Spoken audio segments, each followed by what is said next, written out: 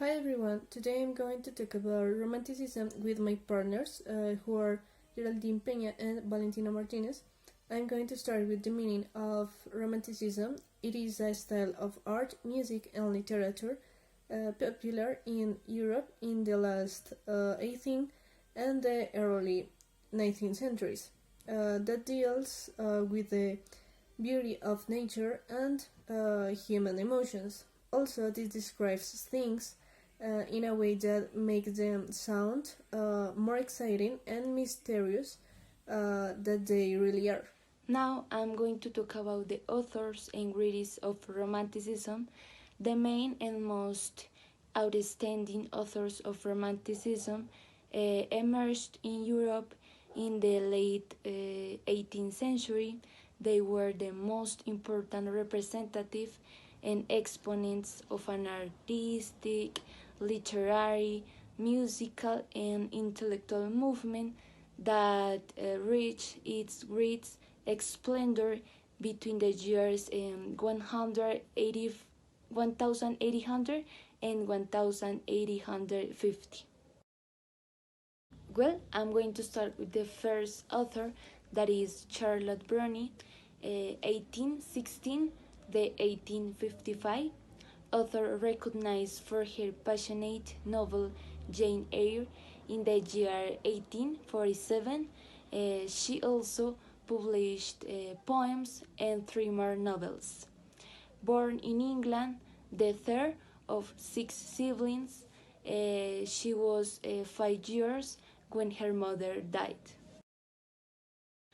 The second is William Blake, 1757 the 1827. This London author is known to have an original and creative poet, painter, and thinker, but his work was really ignored while he lived. The third of six brothers claimed to have been visited by brilliant angels in his childhood.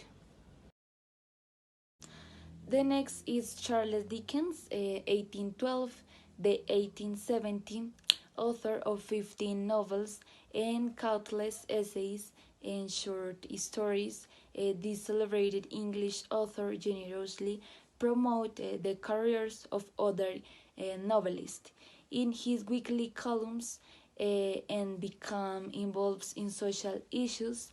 He stood out for reading about London and its grotesque and comical characters, Oliver Twist, Nicholas, David Copperfield, and Great Expectations are among in his famous titles. He is Victor Hugo, 1802 the 1885.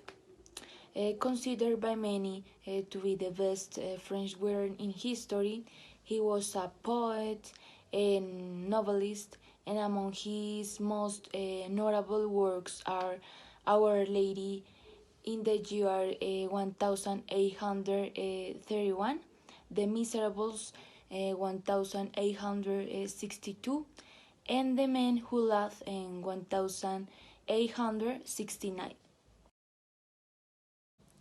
He is Alessandro Manzoni, 1785 the 1873. He has the title of being the representative mayor of Romanticism in Italy, a country where this literary movement didn't have many roots. El Conde de Carmagnola, 1820, Adelchi, 1822, and Aborol, Los Novios, 1827, are his best known creations. She is Rosalía de Castro, 1837 the 1885, a poet, a great representative of Spanish Romanticism, and the most international author of Galician letters.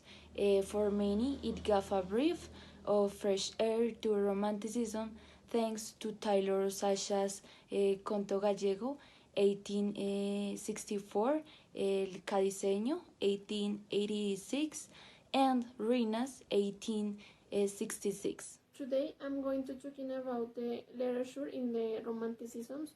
The most famous books are Pride and Prejudice by Jane Austen and Frankenstein by Mary Shelley. Now I'm going to talking about Frankenstein.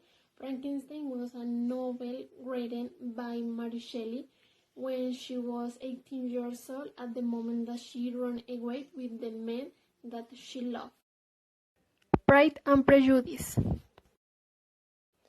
This book was published in 1813 such as anonymous play. It is the most famous of Jane Austen's novels and is the first romantic comedy in the history of the novels. His first sentence is also one of the most famous in English literature. It is a truth universally acknowledged that a single man in possession of a good fortune must be in want of a wife. In 1813, the year of the publication of Pride and Prejudice, the relationship between the woman and the man continued to be based in a social pattern, in which the man led the battle and the woman was forced to find in him a way out of a life with new surprise and well-being and security.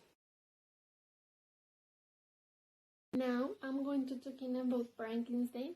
Frankenstein was a novel written by Mary Shelley when she was 18 years old at the moment that she ran away with the man that she loved. This book was written from a different situation, but first it was published in an anonymous way because it harmed her appearance. This story speaks about a monster that was created with the different parts of corpses by Victor Frankenstein during an experiment. In this part, I'm going to show and explain you some paintings of the Romanticism. This is The Nightmare by Henry Fuseli. Fuseli's strange painting depicts a ravished woman draped across a divan with a small, hairy incubus sitting on top of her, staring out menacingly at the viewer. A mysterious black mare with white eyes and flaring nostrils appears behind her, entering the scenes through lush red curtains.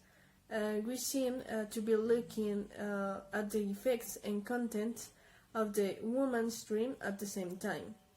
The next painting is Bonaparte Visits the Plague Stricken in Jaffa by Anthony Jean Gross.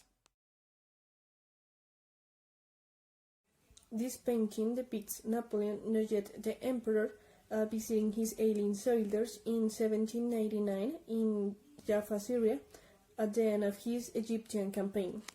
His troops had violently sacked the city but were subsequently stricken in an outbreak of plague. Gross creates a dramatic tableau of light and shade with Napoleon in the center, as if on a stage. The next painting is called Wanderer Above the Sea of Fog by Caspar David Friedrich. In this painting, an aristocratic man steps out upon a rocky crag as he surveys the landscape before him, with his back turned toward the viewer. Many of Friedrich's landscapes depict a solitary figure in an overwhelming landscape that stands in for a ironic hero overlooking and dominating the view. This is another painting called The Slave Ship by J.M.W. Turner.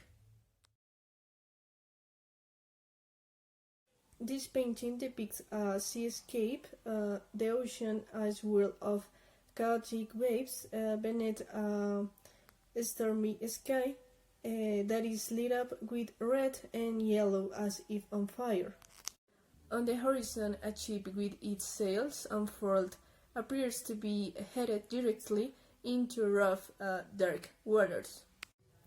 Turner painted this image after reading Thomas Clarkson's The History and Abolition of the Slave Trade, that recounted how the captain of the slave ship ordered 133 a slave thrown overboard.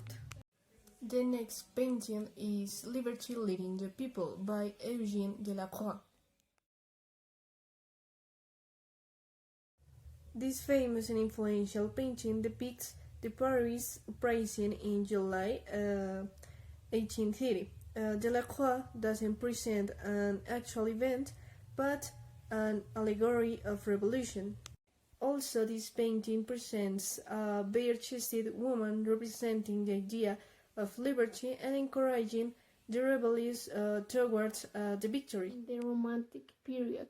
The music was the opera. The Romantic period of the music is from 1830 until 1900. The Romantic period was a time where the composer, authors, and artists moved away from the formal restraint of the classical period. One of the most famous examples is the piano sonata in B minor by Franz Liszt.